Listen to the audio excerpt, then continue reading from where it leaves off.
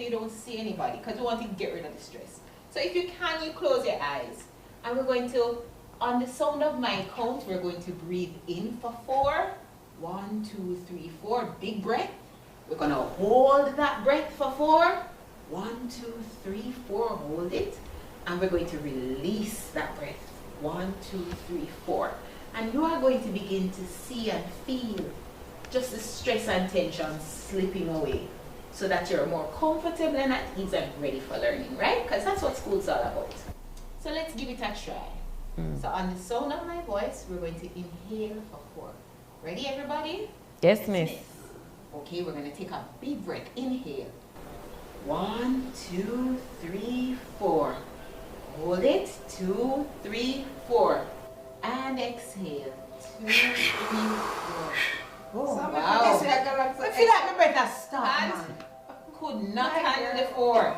But that's okay. Pat, we're going to try it again, because yes, breathing takes some practice. Yes, something wrong with her, miss. Yes, but maybe not. You know, don't start it. What is wrong is that Pat cannot hold it for 4, but maybe she can hold it well for 3. Miss, I can hold it for 4. It's because I did it for the first. That's okay. So we're going to try it one more time.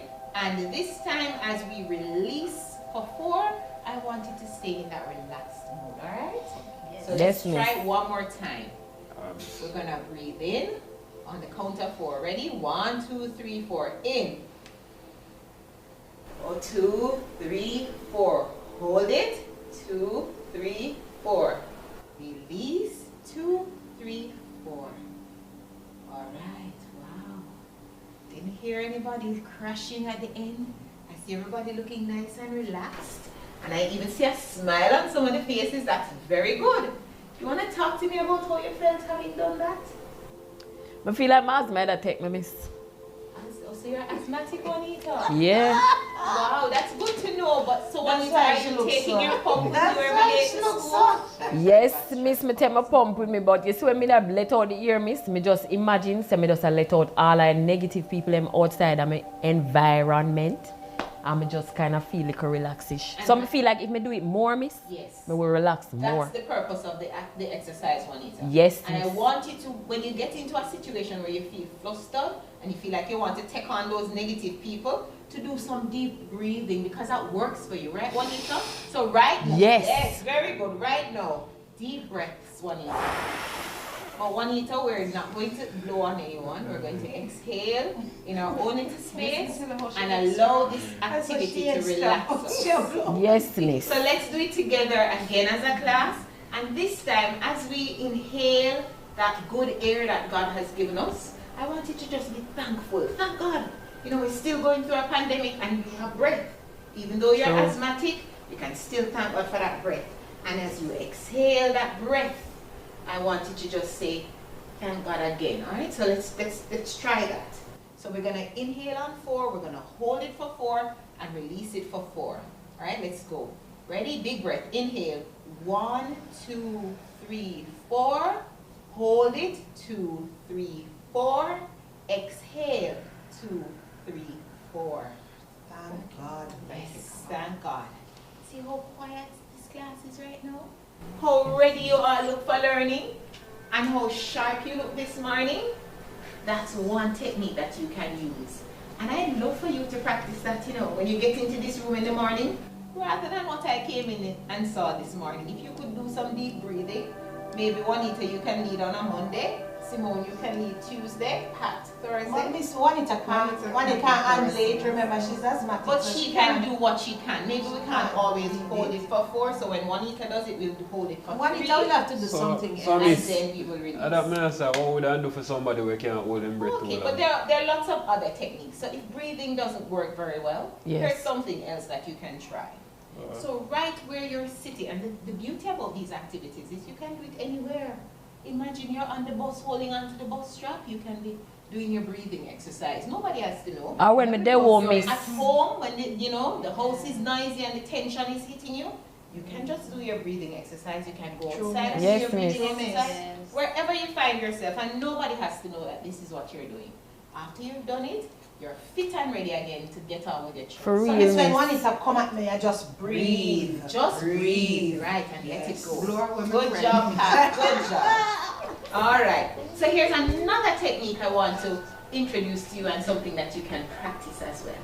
This one is called grounding, right? And when we ground ourselves, as the word suggests, we keep ourselves solid to the earth, firm. Like you lie down on the ground, miss? No, you don't have to lie down. You're gonna sit. You can stand anywhere you want to be, but it's that connection that makes you feel firm and not shaky and all over Okay. the place. It just keeps you centered and ready to take on what seems like a big challenge in front of you, because you all have the skills.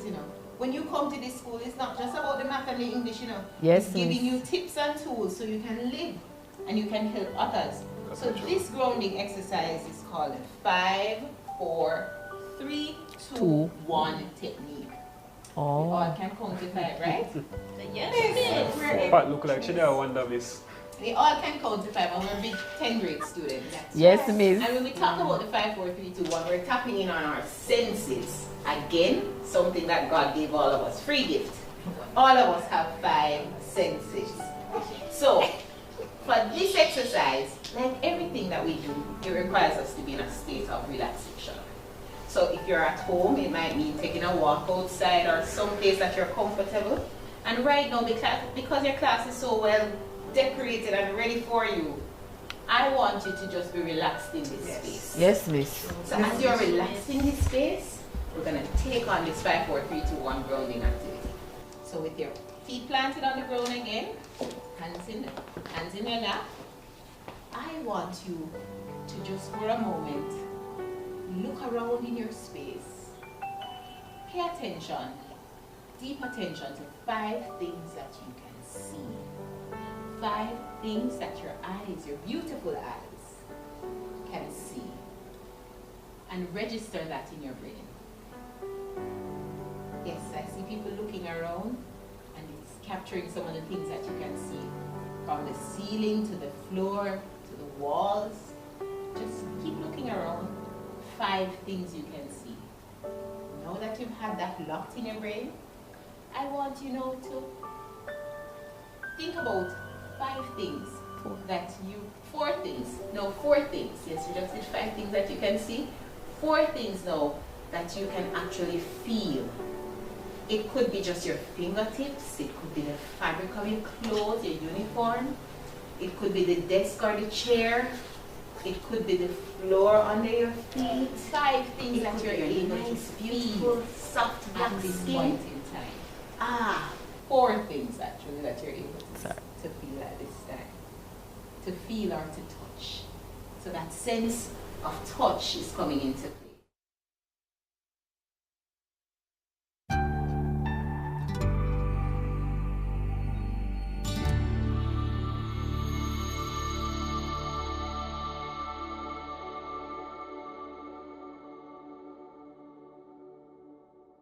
The Honorable Colonel Charles Jr. Also in our audience, we have the Permanent Secretary for the Ministry of Labor and Social Security, Mrs. Colette Roberts Risden, and we also have the Permanent Secretary from the Ministry of Industry, Investment and Commerce, Mrs. Sansia Bennett Templar. Members of the media, thank you for being in attendance. We also want to thank the Jamaica Information Service and the team from OPM for providing the support, as well as you, our listeners, for tuning in every Wednesday morning, 8 o'clock. We'll now go to the Minister of Industry, Investment and Commerce, Senator the Honorable Auburn Hill. We'll make the first presentation, after which we'll have the Minister of Labor and Social Security, and then we will take questions from members of the media. Senator Hill.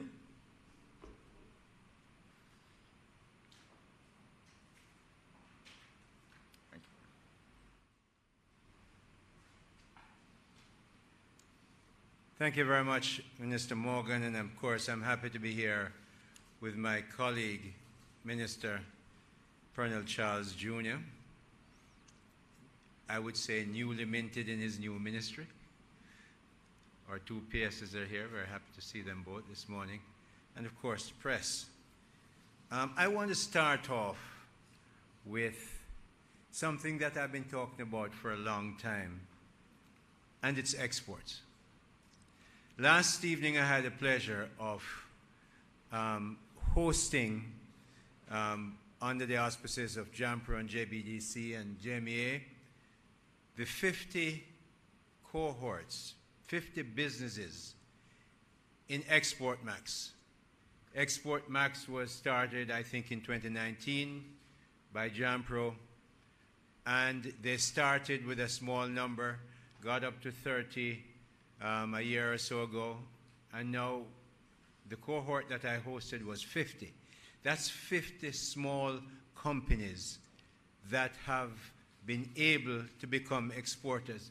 Do you have any idea how difficult it is to leave from St. Elizabeth or St. Mary, set up a business, get some money maybe from Exim or DBJ, maybe your auntie and uncle help you, you buy a ticket and go to a country you've never been to before to try and find markets to sell your products, sell them and come back with hard currency. I was just so amazed and pleased to be there last evening. But it wasn't only that. Those 50 cohorts, they never met each other, many of them. And they are now doing business among themselves. For instance, in 2021, they sold $13 million to the free trade arrangements at the airport. In 2022, that rose to $63 million. Just right here, not even going anywhere, because they made contacts among themselves. Sort of reminded me about when I took the trade missions to Guyana and Barbados. Many of them had never met each other. So I saw a big investor, businessman from Montego Bay, talking to a contractor who he would never ever meet generally, but it's a class 1 contractor, and now they're doing business together. So the export part of the Ministry of Industry, Investment and Commerce, and I must add Jamaica's business ministry, is really working well, not just for the big man, as people tend to say, but really with Export Max and what we're doing at that level, we're not only helping business to start, but we're helping them to create jobs. Create jobs in places that normally you don't create jobs. But there's also more from the ministry. Last 2 weeks, I opened 2 BPO centers. One at 76 RHR, which is 76 Red Hills Road, owned by the Lees. They have seating there. They have a new BPO center going there for 1,800 seats. Now, when you say 1,800 seats, because they work on shift, it's more than 1,800 people they're employing, the BPO that's there. I opened one in Aragonabo, the old estate there, put together. It's a investment put together by Scott and Subrati, but it's owned. The operation of the business that I went to open is Sagility. Sagility used to be owned by Hinduja in India. They sold it for the health service part of Sagility for over about $1 billion to Bearings of England. And so Sagility, under that heading, is here in Jamaica, and I opened a business there for 1,200 seats, and I'm opening another one in another couple of days, couple of weeks, for about another 1,800, 200 seats. So jobs are being created. Ministry of Industry, Investment and Commerce are creating jobs. And one of the main things, I'll take other questions, but I want to tell you about something else. I want to tell you about the infrastructure, the quality infrastructure that we have been putting in at the Ministry of Industry, Investment and Commerce. Now, I bet many of you have no idea what JANAC is. JANAC is Jamaica National Accreditation. And what does JANAC do? JANAC makes sure that we have the ability to accredit testing laboratories in Jamaica. But not just Jamaica. They offer this service to 10 other countries. Took them to Guyana, took them to Trinidad. They're all over the Caribbean making that service. So they're selling the service. We in the ministry don't have to give them any government money. They're making their own money. But more importantly, JANAC has 3 international bodies that give them the right to accredit. And the main one I want to talk to you about this morning is the Federal Drug Administration. JANAC is one of 4 bodies in the world that the FDA gives this right to. 2 of those bodies are in the United States. 1 is in Asia. And JANAC is the only one of those 4 that has done 10 of the 11 protocols, and they're on the 11th. And so what JANAC does, it makes sure it accredits BSJ, it accredits other testing agencies, so that when you have to do your HACCP test, and if you move your goods through a testing agency, a lab that's accredited under the FDA rules by JANAC, when you get to the United States, you don't have to worry. You're home safe, so you don't have that hassle. So JANAC is very important, but then there's the HSRA. The HSRA handles nuclear accreditation and testing. And all the dentists that you go to, they use something nuclear, and all of those will eventually be registered in the HSRA, another job-creating area. But there's a Bureau of Standards. There's the NRCA. There is a bunch of other testing, the anti-dumping arrangements, the arrangements we have for food testing, all under the Ministry of Industry, Investment and Commerce, to help businesses get prepared for export. You cannot just walk up in England and put on your spice and your sauce. You have to be properly tested to arrive there. Otherwise, you can't get through the port. You're going to waste your money. So the government, through the Ministry of Industry, Investment and Commerce, no, I need to say, the Andrew Holness administration, through the Ministry of Industry, Investment and Commerce, the Business Ministry, has all these testing arrangements, the quality standards to make business go well, and to make sure not just export max, but no, Grace, Wysinco, everybody else, Lasco, all of them are really, really good. But it's not just that. We're taking it on the road. The IDB and us have agreed to do a road show for MSMEs. The first one is going to be in July, I think July 21st, 27th in Mandeville. Then we're going to come back to Kingston. Then we're going to go to Montego Bay and Ocho Rios. Taking it on the show because why? Many MSMEs, I run NCB, many of them don't want to come into the bank.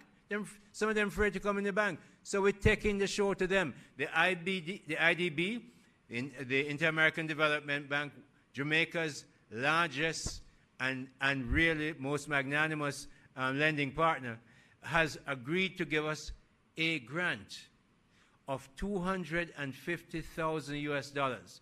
The PS is here, PS Sunset Bennett Templar. She's putting up some of her money because I have none. Me a minister, I have no control over money, so I have to go ask her. So she's putting up some of our money from the ministry. We have LASCO sponsoring it. We have, I know VM is looking. Sagicor is the other committed sponsor. And so we have business and we have others coming in. We want others to come in. So as we take the show to Manchester, to St. Elizabeth, to St. James and Trelawney, right across the country, not just Kingston, we're saying to MSME, whether you're in agriculture, whether you're in food processing, whether you're in processing other materials that we export or manufacturing, we're there to help you. And we're taking the road so they don't have to get scared to get into the bank. The Ministry of Industry, Investment and Commerce, Jamaica's business industry, Jamaica's business ministry is out there to make sure we create jobs and export a lot more, which you'll hear me speak about later on. But I'm going to stop there. Thank you very much.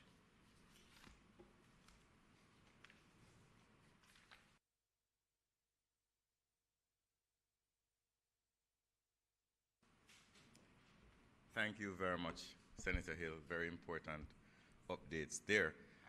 We'll now welcome to the podium Minister of Labor and Social Security, brand new minted Minister of Labor and Social Security, the Honorable Colonel Charles Jr. Minister Charles.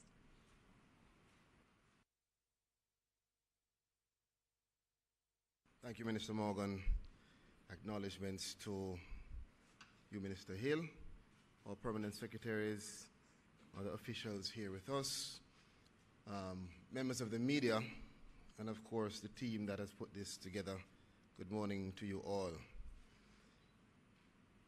On May 22nd, the Prime Minister, instructed that I take over the mantle at one of the most amazing ministries with a very important responsibility, and I'm blessed to have been given that opportunity. We have started since then, myself and my very capable permanent secretary, to key down or key in on some very important matters. And I want to give today just an update on some of the matters that we are addressing and provide an update on the outcome in particular of our recent visit to Geneva to attend the 111th session of the International Labour Conference, which is the perhaps most prominent global meeting on the issue of labour. So let me start with the conference. While in Geneva, we had the opportunity to meet with our colleagues across CARICOM. We had the opportunity to meet also with instrumental leaders, policymakers, and other stakeholder groups to discuss the important matters regarding labour and social security, to exchange knowledge, to work together to develop strategies that will equip Jamaica and the region to compete on a global stage.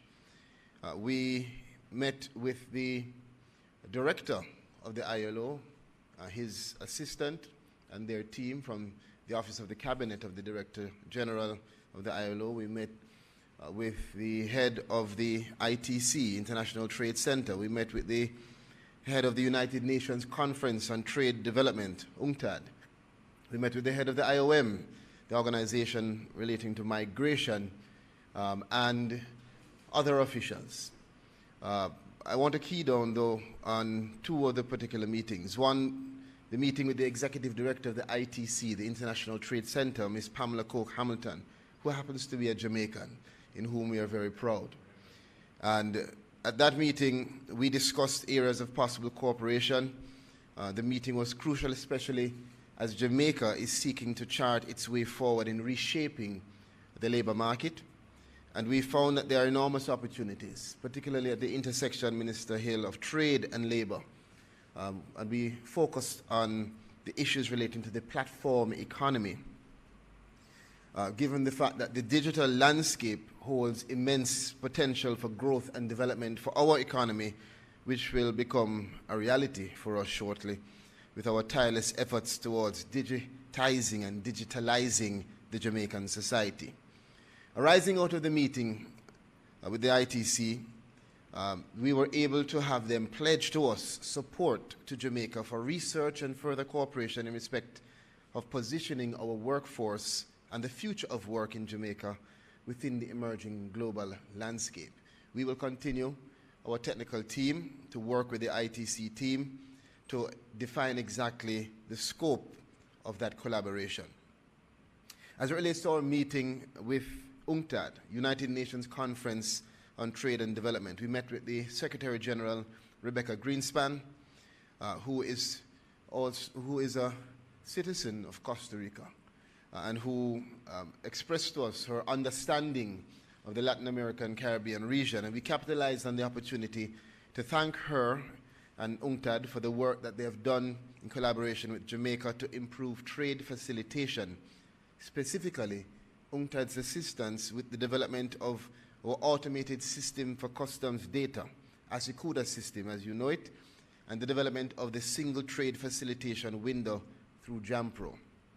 We agreed that UNCTAD would work with the Ministry of Labour and Social Security to develop policies and strengthen institutions required to expand trade through improved productivity. Again, highlighting the intersection between trade and labour. UNCTAD has committed to assisting Jamaica in conducting a productivity assessment strategy to identify gaps or obstacles and ways for us to work together to navigate or overcome them. We also met, I won't get into all the details of all the meetings, but I think it's important for me to highlight that we met with the outgoing and incoming head of the International Organization for Migration, and we identified again areas for collaboration, specifically looking on migrant workers and the issues relating to health and security and preparation of those workers for the jobs that they will be taking up and occupying elsewhere. It would be remiss of me, as I move on to the next item, to not highlight and to recognize World Productivity Day 2023, which was yesterday. And it was observed under the theme, Paving Productivity Pathways for a Prosperous Nation. I thought that theme was fitting, not just globally, but for Jamaica. Productivity is an important and widely applicable concept that drives change across all dimensions of national growth. It has its roots and its implications for how we do business, our wages, the use of our resources, how we adapt to the future of work, how we build pathways for a sustainable environment, sustainable development, and in particular our competitiveness in the global environment in which we operate. So this year, for the World Productivity Day, which coincides also with the Jamaica Productivity Center's 20th anniversary celebrations, we had a very, I'd say, active event yesterday that was well supported in a hybrid format with persons physically and virtually engaging with the JPC. And we also highlighted our intention to continue to drive and to charge ahead with the public education on how productivity will impact sectors of our economy. What was highlighted by me there is that productivity, Jamaica, really should be a lifestyle. It should be something that you incorporate in your daily routine, your day-to-day business activity, and that is how we will have productivity really to resonate, as the global theme for this year said, paving productivity pathways for a prosperous nation. This marks the second consecutive year of our recovery in terms of productivity, as we noted that we saw an uptick in labor productivity in Jamaica, a relative uptick. Productivity goals were also defined yesterday, and as I said, we indicated that it is critical for us to not just see it as just points on a range, but rather to see it as a change of mindset that is needed across the country. At the Labor Ministry, Labor and Social Security Ministry, we are going to be focusing on, through the Jamaica Productivity Center, continuing our workshops, continuing to engage the various sectors, continuing to foster a supportive environment for innovation and competitiveness, and naturally we intend to be at the forefront of this effort. I want to move on to the 31st meeting of CARICOM's heads of social security organizations, which recently, this week actually, was approved. The submission was set before Cabinet, and I want to advise that this will be held in Jamaica between October 30th to November 3rd of this year.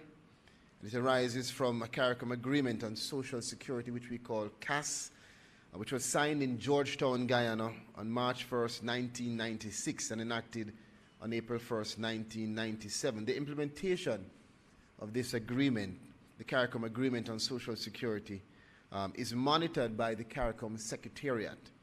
And so participating countries to the agreement include, of course, Jamaica, Antigua and Barbuda, Bahamas, Barbados, Belize, St. Kitts and Nevis, Dominica, Grenada, Guyana, Montserrat, St. Lucia, St. Vincent and the Grenadines, and Trinidad and Tobago. And so we will all meet, and through this forum, we will work together to identify gaps in performance and to determine capacity and training needs, and to discuss current and emerging issues that impact on social security and pensions for our people.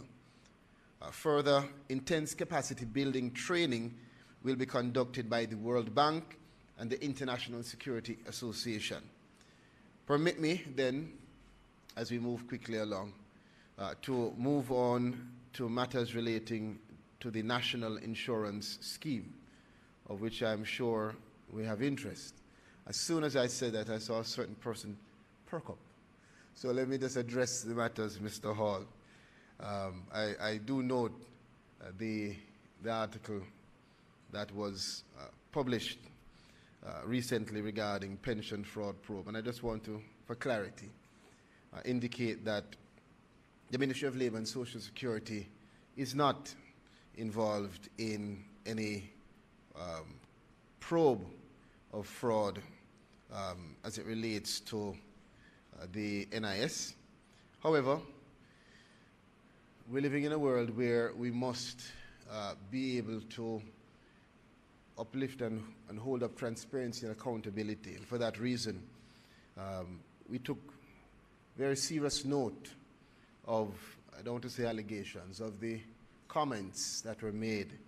And I think it is important to note that we have opened up and welcomed any examination that is required to ensure that Jamaica is clear as to where we are in terms of the two issues. One, the fact that there is no probe that the ministry is now involved in, and two, that any potential or possible matter of fraud or any activity which is untoward is something that we take seriously, and that we ourselves would be examining. That is why we actually have an annual internal audit, and we have had a scheduled routine audit taking place, which is in completion now, because the ministry, like other ministries, has a process of inherent accountability, which we at the Ministry of Labour and Social Security take very, very seriously. And so we are continuing and completing our internal audit of all programs with the effort to identify any weaknesses and, more importantly, to make sure that we can address and strengthen our programs, as our effort is always to improve. But all of that said, the most important note relating to the National Insurance Scheme is that we are very pleased to report that our NIS pensioners began receiving their increases on June 15th. It is very important for us to make sure that our pensioners across the country are aware that those who receive direct deposit would have received some of their increases, some of them maybe even 5 days before the 15th. And so the pension rate increases that are applicable to retirement pension benefits are applicable to retirement pension benefits, to the invalidity and the widows and widows' pensions, and they range from 23% increase up to 76% increase. And this is critical. The benefit for persons in receipt of full rate pensions has been increased by 23%, moving from $3,400 to $4,200 per week. The benefit for persons receiving three-quarter rate pensions has been increased by 37%, and this moves from $2,550 to $3,500 per week. And the benefit for pensioners receiving half-rate pensions will move at a whopping 76% increase, moving from $1,700 per week to $3,000 per week. And I think this is very important for us to get out to the country and to note. It is an important step forward in terms of the development of our social security and national development schemes.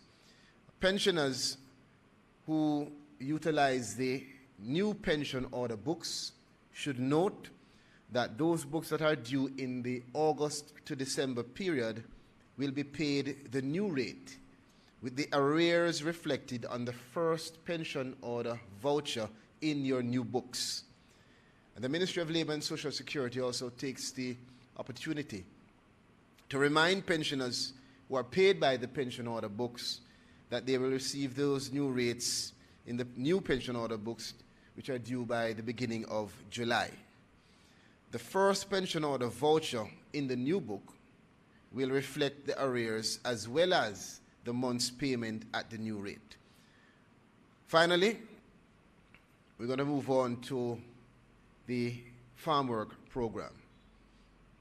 I want to indicate that the ministry is taking steps to improve the Overseas Employment Farm Work Program, and to this end, the role of the Canadian Program Management Committee, which currently has oversight responsibility for the operation of the program to ensure that the liaison services is performed optimally, has been refocused.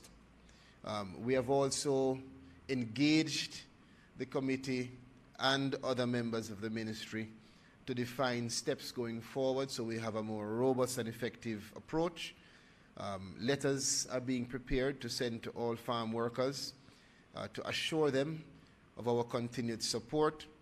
And we will be engaging not just farm workers, but we have started the process by having meetings with our liaison officers in Canada, and we will be engaging also the farmers and the employers. So all stakeholders related to the Overseas Employment Farm Work Program will be engaged to make sure that we have a full understanding of the steps to be taken to improve and to optimize the program.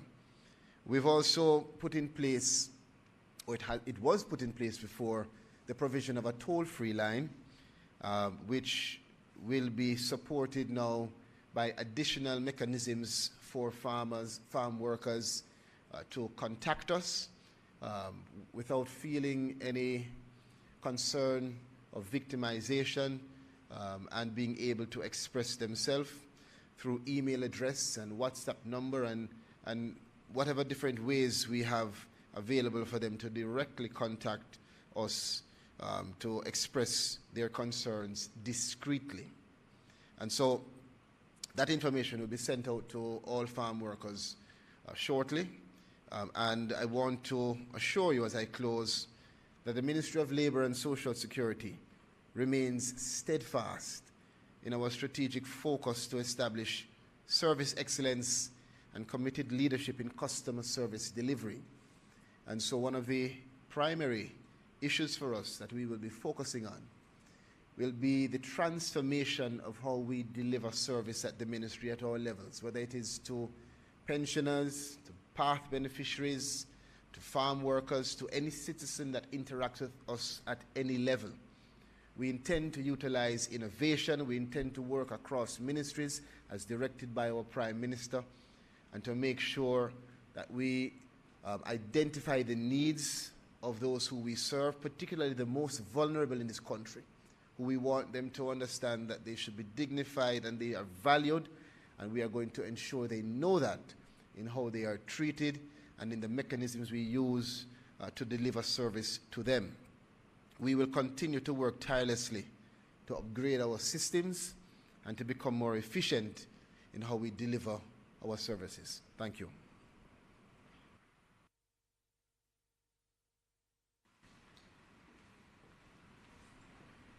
Thank you, Honorable Ministers. Really appreciate both of you taking the time this morning to attend upon the post-cabinet press briefing. We will now open the floor for questions from members of the media. Do we have a first question, Naomi?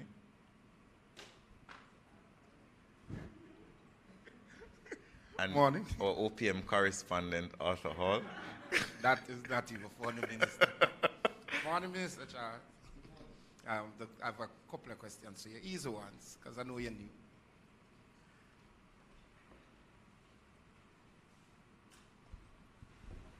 Minister, I'm Arthur Hall from the Jamaica Observer.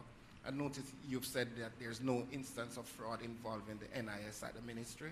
can you say to us this morning if the numbers from the Postmaster General payment and what the vouchers were sent out, if they're equal? Have you determined that? All right, so that's a most important question, and it is important because it exposes exactly what the confusion is for the reader. There are two issues. One is the matter of whether the Ministry of Labour and Social Security is now engaged in a fraud probe as it has been defined. Two, and very distinct, is whether there is any incident of fraud. Two separate matters. We have dealt with number one, and we can categorically state, because we are the relevant person that is an issue in that statement. So we can say that we are not engaged in a fraud probe as has been published. That is false. It's not taking place right now. For number two, which is if there is an incident of fraud, I don't think anybody can categorically state that there is or is not unless there is an adequate investigation that would take place to assess that. So what we have said at the ministry is we can tell you that we are not engaged in a fraud probe. And two, we can tell you that we have robust internal mechanisms that are currently being engaged to make sure that if there is incident, we could identify it. If there are weaknesses, we identify it and that we address it. Further to that, we even said, listen, if it is that there is a belief that there is an incident or incidents of fraud, we are the ones that want to identify it. So we exposed ourselves and said to external, for external support to identify that. So I hope the two issues are clear. Thank you. Minister, just not a related issue, but still with your ministry. In your brief, less than 1 month in the ministry, have you visited your offices in ERA Circle offices? And what departments are based there? And are there issues in that office that you have been made aware of? I have visited the Hero Circle office, primarily the departments related to our social security side are housed there. What is the last part of your question? If there are issues at the building, it's difficult for me to answer. I'm not. You're talking about physical issues? Something like that would have to investigate, because I mean it's a very wide question. Naomi, Minister. Yes.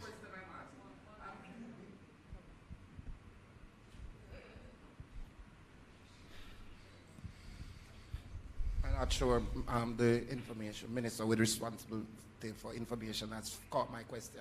My question is, have you been made aware of any safety issues in that building at ERA Circle?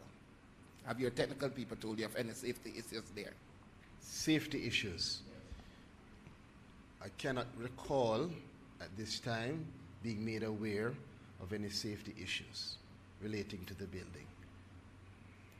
PS, have you, I mean, the PS is here, have you been made aware of such?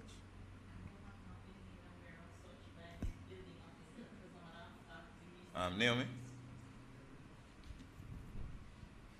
I am not aware, I've not been made aware by our building officers of safety issues. As a matter of fact, we recently completed refurbishing work on the basement and the ground floor, and those areas were outfitted with emergency equipment such as fire extinguishers and what you call it, fire suppression systems. So I'm not aware, Mr. Hall. Maybe if you're aware of something, you can let us know. We're always open to improvement. Thank you very much. We have another question, Naomi. Good morning, everyone. Truston Grizzle here from Nationwide. So, Minister Charles, between 2018 and 2021, the figures that we saw as it relates to children who are involved in child labor in Jamaica was roughly 38,000. do you have an update on that number, and what steps are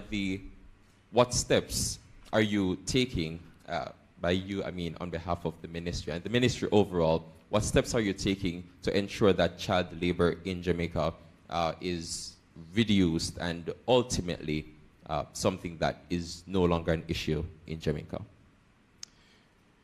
So, no, I don't have a formal update on the figures, but I do know that the ministry continues to watch, and anecdotally we know that there has been, I don't want to say marginal, but a positive outlook and perhaps a decline in terms of the figures relating to child labor.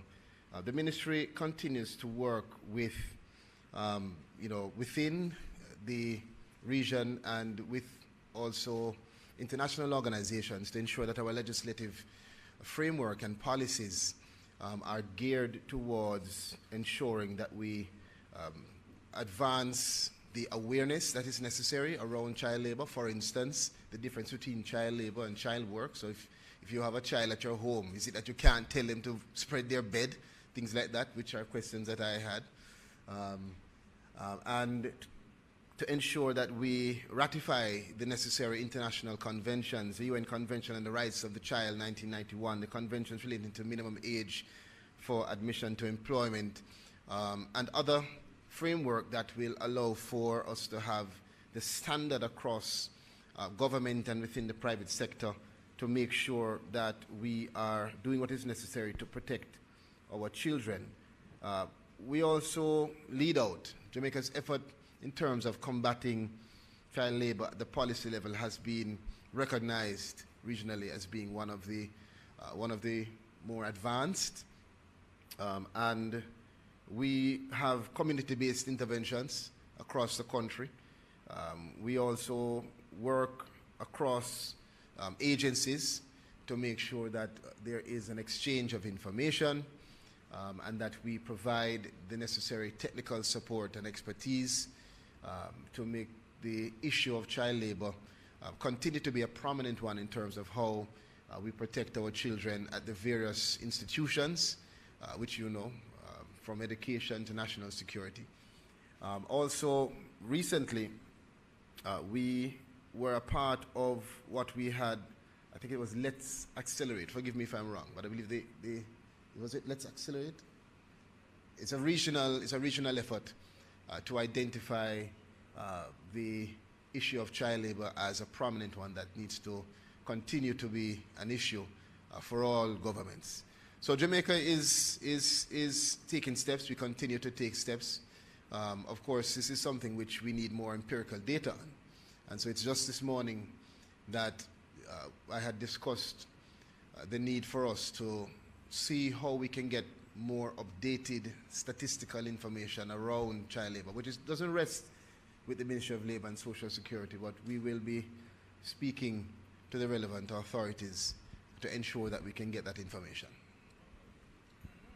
And finally, you perhaps wouldn't have had a lot of time to go through the entire document, but as it relates to the green paper that was tabled in the Parliament yesterday, right?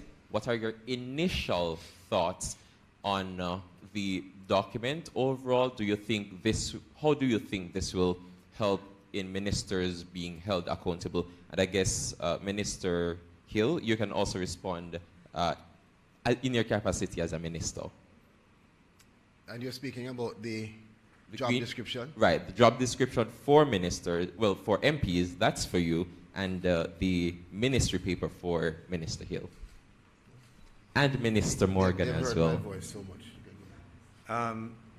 Well, I'm very pleased that that paper was laid in Parliament yesterday. We've gone through it, as the Prime Minister said, very extensively and sometimes intensively through clauses and phrases in the Cabinet, as you would expect.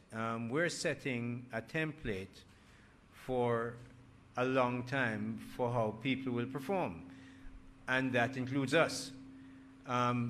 People tend to be subjective on it, but in a room of 15, 16 people, you're going to have a lot of opinions on it, and we spent a lot of time. The Prime Minister was very careful. It's not just, yesterday or Monday when we did it. We've been looking at it. And so we're at a place now where we're saying to the nation in Parliament, which is where we must go, this is what we're looking at to hold ministers accountable. Now, remember, as Minister Morgan said, I heard him on the radio saying it, maybe yesterday, that there are other documents. There's a code of conduct for ministers that was already in vogue and tabled that might be looked at and adjusted, but it's there. So we're looking, you know, people, I come from the private sector, and I have had to, every quarter I had to go and meet the press and talk about the results of the bank. I ran banks here and overseas. So I'm used to being accountable. I'm not going to talk about the pay because then you're going to say I'm out of line because I come from another place. But really, accountability is not wrong. Accountability is right. Accountability is what the Andrew Holness administration has been saying. It's easy, let me tell you, anybody can say anything they want about you. It's easy to say a politician or a big business tycoon or a preacher is corrupt. It's not easy to prove it. So we must get to the place in Jamaica where we stop just saying and tweeting and Instagramming and wherever else you want to use to say politicians are crooked. It's time for you, especially as a young journalist like you, to say, fine, you just said that. You show me where they have been. Give me the evidence. And if there's evidence, you call out the politician. He's a public, in the job description, you hear the Prime Minister said in there, hey, you will not see your family. My words. It's not like that, but sort of like that, you know? You will have to work hard. You will be under stress. So when they call us to be corrupt, ask them for the evidence. So our Prime Minister is taking steps to modernize the framework of governance in Jamaica.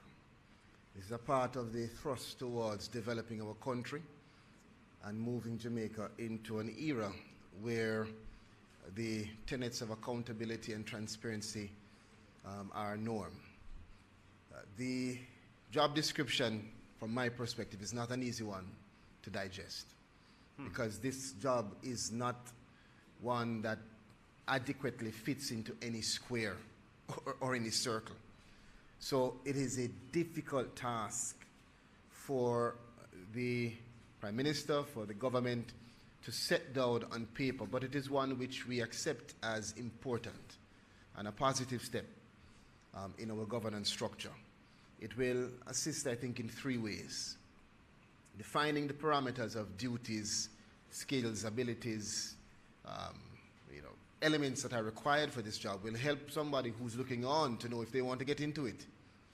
It will help the person who is involved in the job to know exactly in a written way what they are being held accountable for. And I think thirdly and most importantly, for the citizens that we serve, it will allow them to have a better understanding of what the parameters of this awesome responsibility is. And perhaps, I'm hoping, it would allow for us to focus our attention on those relevant matters within the job description. I don't know if that will happen because I can tell you as a not just a minister, but as a member of parliament, some of the things that I am called to do would never be written in a job description. Okay? There is no job description that will say, answer your phone at 5 a.m. because Duffus is calling. But you're going to do it because it is a part of that job. So this I see as an effort for us to chronicle as best as possible as part of our governance structure what we do, but it will not sufficiently, in my view, at least now, it won't sufficiently put down on paper all that we are called to do. Thank you very much. Just one more question. Minister Hill, just before we close, the road shows, what is it aimed to achieve with these MEs when you go on the road? What do you aim to achieve? What we aim to achieve is we have 20 agencies in the ministry.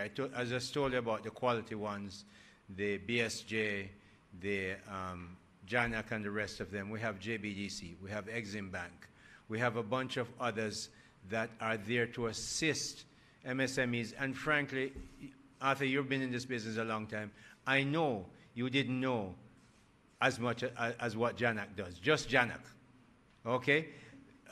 You might know 15 of them, okay?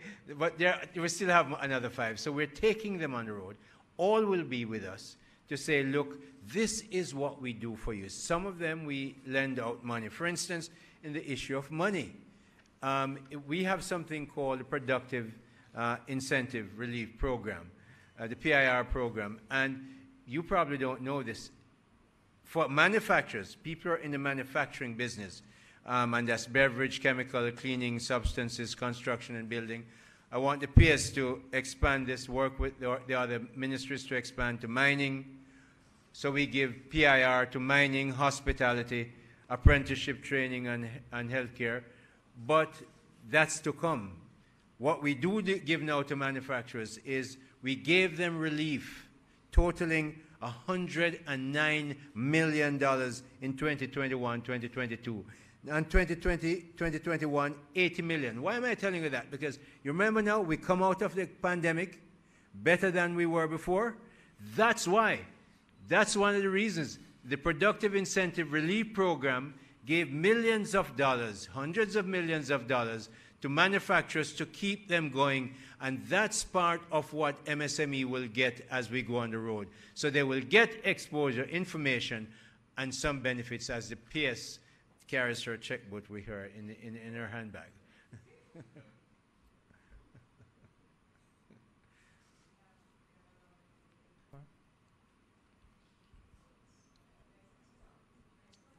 Good morning, Mr. Morgan. Can you say when Parliament... Good morning, I'm Tanisha Mundle from the Gleaner. Hi Tanisha, it's good to see you. Thank you. Good morning. Can you say when will the government finalize the reappointment of Mr. Deanroy Bernard? That's a matter for the Public Services Commission. I don't think it's a matter for the cabinet.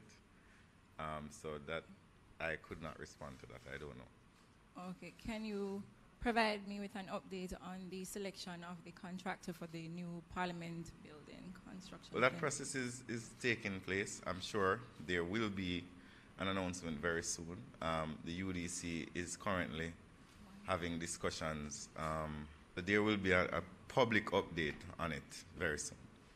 So just things are moving apace. Okay, final question. Senate President Mr. Finson on Friday disclosed that he received a report of the investigation from the Integrity Commission on the conflict of interest, corruption, and irregularities surrounding the First Rock Capital Holding Limited. Can you say if this isn't a breach of the Integrity Commission Act to have disclosed the report before it was tabled? To need the report, rather. Well, I don't know. I mean, I have not seen the report. I have not disclosed it. I suspect that's a question properly posed to the Speaker, who would have received the report as President or Speaker of the House. So no members of, I don't know of any member of Parliament.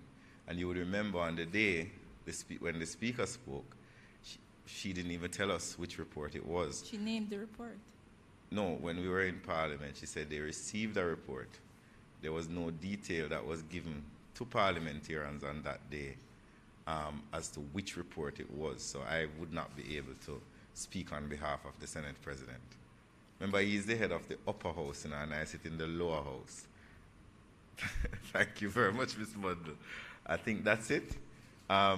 Ladies and gentlemen, it was a very good post-cabinet press briefing this morning. I want to thank Senator Hill, as well as Minister Charles Jr., as well as Permanent Secretaries Sansia Bennett-Templer and Colette Roberts-Risden. Thank you very much. Also the team from Jamaica Information Service, members of the media. And you, our valued viewers and listeners online and on air. Until next Wednesday at 8 a.m., where we have another post-cabinet press briefing. I ask that you have a very safe and productive rest of the day. Thank you.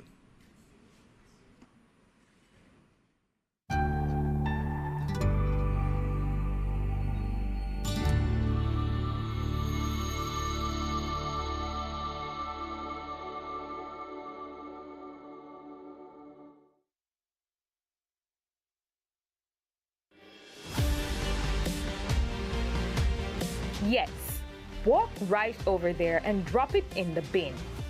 Reuse that wastewater from your kitchen for the garden. Get your hands dirty and plant a tree.